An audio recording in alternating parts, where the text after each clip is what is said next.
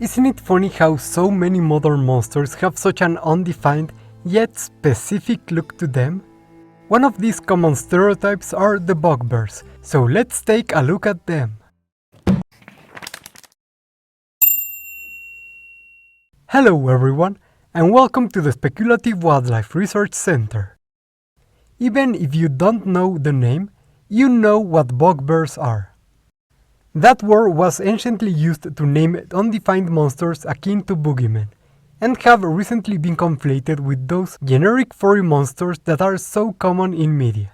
So now we're going to take a spec-evil look at them. Thanks a lot to Alec Foisey for commissioning this episode and giving a lot of cool ideas to use in it.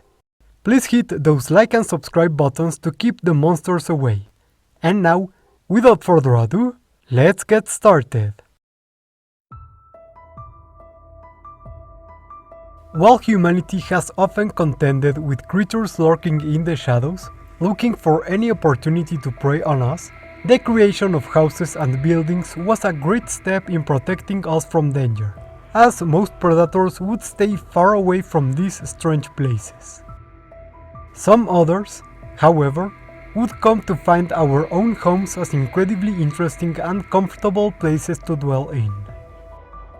One such creature is the bugbear, a genus of animal that has not turned away from human houses, but will often find themselves more at home in them than even ourselves.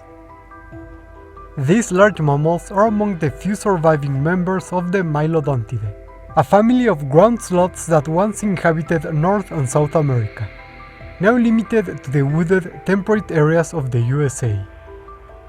Their name betrays their messy relationship with humanity, being descended from the word for frightening thing, and being related to the word boogeyman, with them having also been referred to as American trolls due to certain similarities in their behavior compared to European trolls.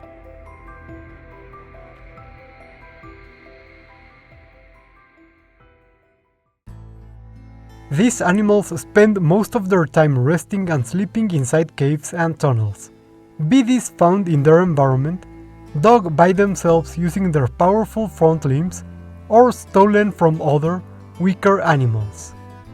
In there, the bugbears will be protected from rain, heat or cold, as well as potential predators, leaving them only to feed. Bugbears are omnivores, and while the greater part of their diet is composed of plants, roots and leaves, they won't turn down the chance to chow down on other animals if possible. While they will most usually obtain meat from carrion, they are perfectly capable of crushing or smothering sleeping animals by using their weight. One of the most noticeable characteristics of these organisms is the presence of curved horns, in appearance similar to those of a cow or ram, but the similarity is only skin deep. While these horns are supported by bony protuberances in the skull, their structure is mostly composed of osteoderms, calcified plates formed in the skin and present in many other xenarthrans, such as armadillos and extinct species of ground sloth. Given their lack of a bony core, these horns are useless for fighting or defense, unlike those of artiodactyls, as they lack the support necessary for the animal to apply force through them. Rather, these horns are useful only as a means of display, used to look bigger as a way to intimidate rivals. These aggressive displays are accompanied by loud calls, and the large nasal cavities of these animals help amplify them.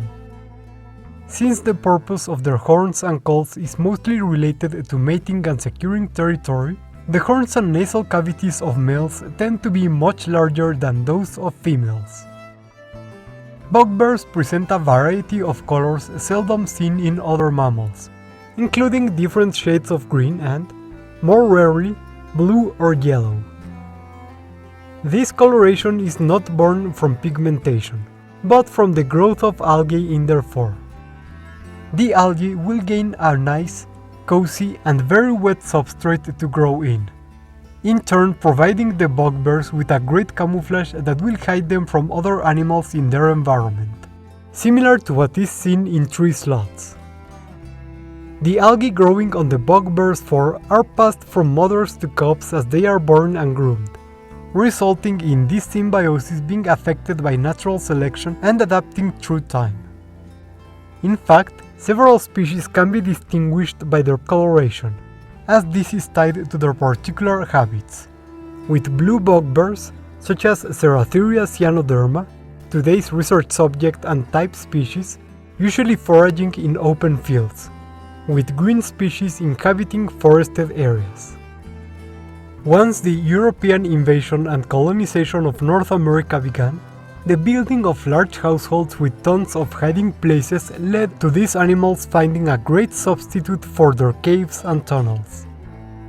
They will enter homes thanks to their stealthy movements and the fact that the perceived security of a house makes its inhabitants lower their guard. Once inside a house, bugbears will avoid attention by hiding in less frequented areas, including attics, basements, large closets, and even under spacious beds, should the animal be able to fit in there. Thanks to their slow metabolism and lifestyle, bugbears can spend weeks and even months at a time in their hiding place, avoiding detection altogether.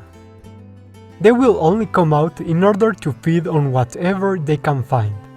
Being omnivorous generalists, they will have no trouble eating human food whenever it's available. Sadly, things take a darker turn whenever they find living prey. Bugbears are a little bigger than a human being when standing on their hind limbs, and so will usually not hunt adult members of our species, given they can easily defend themselves. But pets and children can sometimes be at risk in areas where these animals are found. Fortunately, the fact that these animals are not adapted to predation makes it rather easy to outsmart them, even when one is already face to face with a bugbear. One of the greatest defenses against bugbears is the fact that, like tree sloths, they have rod monochromacy, meaning they lack cone cells in their eyes. As a result of this, bugbears can only see dimly in the light, and are almost completely blind in brightly lit places. Hence, they will avoid the sunlight and brightly lit areas, meaning something as simple as a nightlight is usually enough to keep them at bay. Their sense of smell usually makes up for their poor eyesight, but even then it's not infallible, as strong smells can overwhelm and confuse them. Should potential prey completely conceal themselves in something smelly, such as, say, a blanket washed with detergent, they will be basically undetectable by the bugbear's smell and sight. Furthermore, since bugbears are sluggish and solitary creatures, they are incapable of the tactics and strategies that allow other predators to isolate prey, and so will not attack groups of prey. Hence, children sleeping in a room with more children, a pet, their parents, or even large enough stuffed animals will usually be safe from attacks by these predators, as they will deem the risk as being too high. Luckily, modern locks and security systems have helped reduce invasions and attacks from these animals, and the reduction in bugbear attacks, coupled with increased knowledge about them, has led to them being regarded as rather cute animals, in modern times being seen more often as cute mascots and characters in kids' movies as opposed to real threats. And that's it for a speculative biology look into bugbears. This one has been floating as an idea for some time, even having been considered as a take-two on trolls. But in the end, I feel using this giant ground sloth for this type of creature was a lot of fun. As mentioned earlier, this word was once used for Boogeyman type monsters, with internet's person Bugglitch proposing the name being reused for these big, furry, and often horned monsters. I mean, they do need a name, don't they? So Alec and I combined these generic monsters with the Boogeymen and childhood monsters into a single creature. The real biological inspiration itself had a good amount of properties that allowed for this, including facultative bipedalism, a furry height, and osteoderms, which easily adapted into the appearance of the bugbears. Even the algae growing on modern sloths, which gives them a greenish tinge, correlated well with the crazy colorations of these monsters. So big thanks to anyone who wanted to see this. But as you can see, these monsters are big enough that looking up for the comments was rather hard. But still thanks. And thank you to our researchers and research associates who support us through Patreon and YouTube memberships. With super thanks once again to Alec Foisey for commissioning this episode. Remember, you too can join in if you want to support our channel.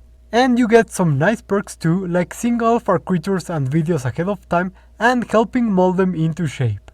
Or you can also like, subscribe, or write a comment telling me any type of creature you would like me to give the Spec Evo treatment in the show. Any of those really help the channel a lot. Thank you all for watching, and see you next time on the Speculative Wildlife Research Center.